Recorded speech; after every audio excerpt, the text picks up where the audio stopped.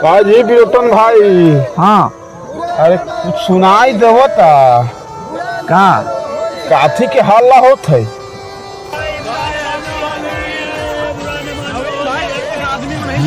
हो हल्ला तो बुझात बा। हमारा बुझाता जे आसे पास में हल्ला बहुता। बिरोटन भाई हाँ पता करके सुन के पता करे के पड़ी नू कि काथी के आवाज आवता।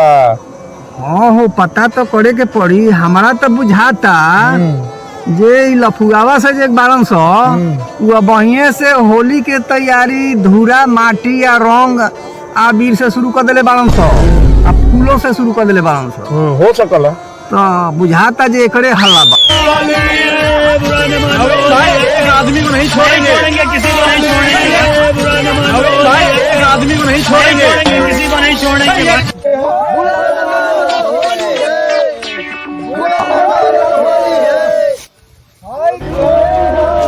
जाना तनी बिलोटन भाई। हाँ कुछ लड़का तो ऐसनो हवन सो हाँ कि ओकनी के देह पर रंग पड़े के डरे हाँ पता नहीं कौन कोना में नुका जावन सो बुझाला कि ओकनी के रंगवा से देहवा गल जे। देखो कौनो गुफा में नुका जाओ लोग आ कौनो गली में जाके छिप जाओ। हाँ। जान लो एगो ऐसा उपाय बा जौना से कि उ लोग तुरंते आ जाए एकदम खिंचा के। अच्छा हाँ उपाय तो दुनिया भर के बा। अरे बिलोटन भाई हाँ। वो कौन उपाय बा हो? ऑर्केस्ट्रा बुला के। हाँ बिलोटन भाई। हाँ। ऑर्केस्ट्रा बोला के ई कौन बुझावता हो? अरे श्यामू हम बुझावल नहीं बुझावत समझ लो। हाँ। अरे ई एकदम से सही बतावत है हम। अच्छा बिलोटन भाई से बताओ कि ऑर्केस्ट्रा में कौन ऐसा जादू बा? देखो श्याम ऑर्केस्ट्रा में जादू जे बा शराब के नशा बा रंग के नशा बा बहुत कुछ बा जान लो। तो एगो होली के दिन का करल जाए जे स्टेज बनवा दिए। अच्छा। आ स्टेज पर एगो पोस्टर चिपका दिए समझ लो। हाँ। अच्छा बिलोटन भाई तो हाँ। पोस्टरवा में का लिखा रही?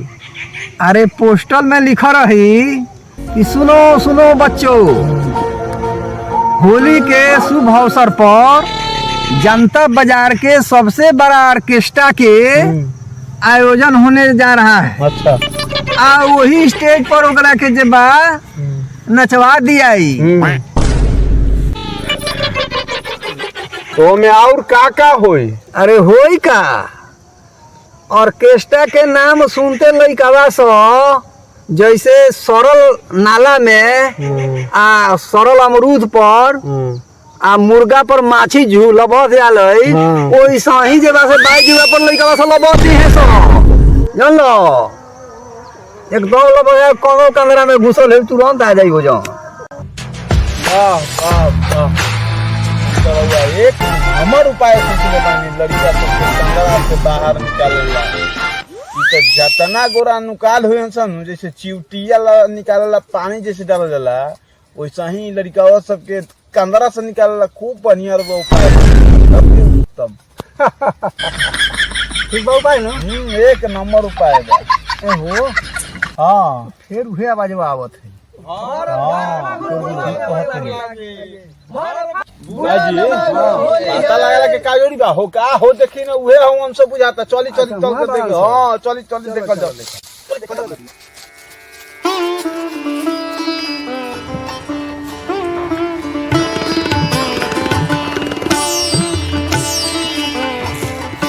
और लागे ले जल्दा बाबा जिया जिया ओरे जल्दा बाबा जिया भर फागुन में देवरा भर फागुन में बुढ़वा देवर लागे। भर फागुन में देवर लागे माने बीच में भोतरो लागला बुढ़वा देवर लागे। भोतरो लागला हां वही अभी ठीक हो। हां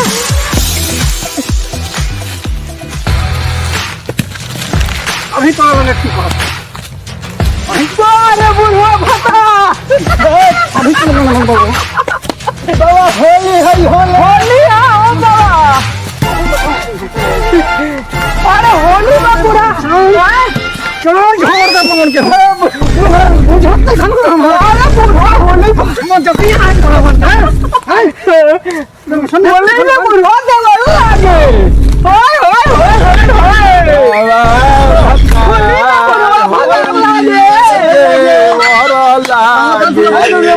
एकदम चलो हमरा का मत कितना बुझल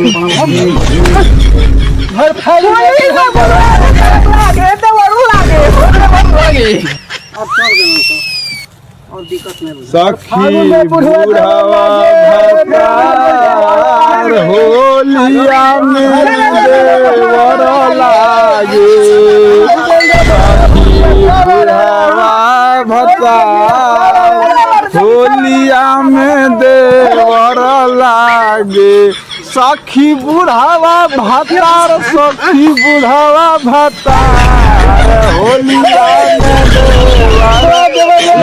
में लागे हो देवर लागे में बहुत के मां से मन बन कर मत होली में लागे हो देवर लागे बोल फकीरा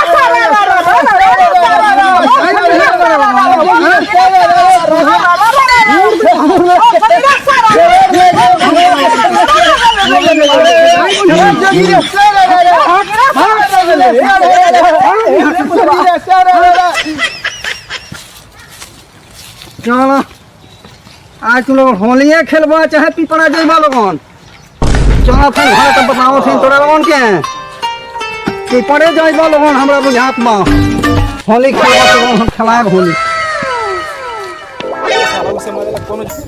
कॉमेडी बा ये होली पर बनावल गल बा आई लोगन कॉमेडी हमरा आशा बा कि कॉमेडी लोगन के बहुत बढ़िया लगी आई कॉमेडी के देखी ये वीडियो बहुत अच्छा बहुत मेहनत से बनावल गल बा एमे डंडा बाबा के कैसे रंग लगावल जाता डंडा बाबा कैसे खिसियाता ये सब वीडियो में देखे के मिली आई वीडियो अगर देखब नहीं तो हमरा आशा बा कि वीडियो लोगन के अच्छा लगी तो लाइक कर देम कमेंट कर देम और चैनल के जरूर सब्सक्राइब कर देम और डंडा बाबा के रोल देखनी अच्छा लगे तो इनको लगे वो कमेंट लिख देम का अब होली भर डंडा बाबा रंग खरीदे ले रहुआ लोगन अब फिर टिमली बाबा टिमली बाबा से बात नहीं खाओ फिर उहे बात मां ना अब नहीं खे इस कॉमेडी के सीन हमने के दिखाई है और एक बार बोली डलडा बाबा की जय होली के फकीरा सारा होली के देखिए होली के जौन त्योहार बा ओकरा के ढंग से मनाई कहीं से लड़ाई झगड़ा नहीं होके शांति से जौन जैसे होली परंपरा बा वैसे मनाई लोगन होली गीत गाई लोगन और वीडियो के जरूर लाइक करो अंत में हमनी के नमस्कार प्रणाम करत हैं धन्यवाद।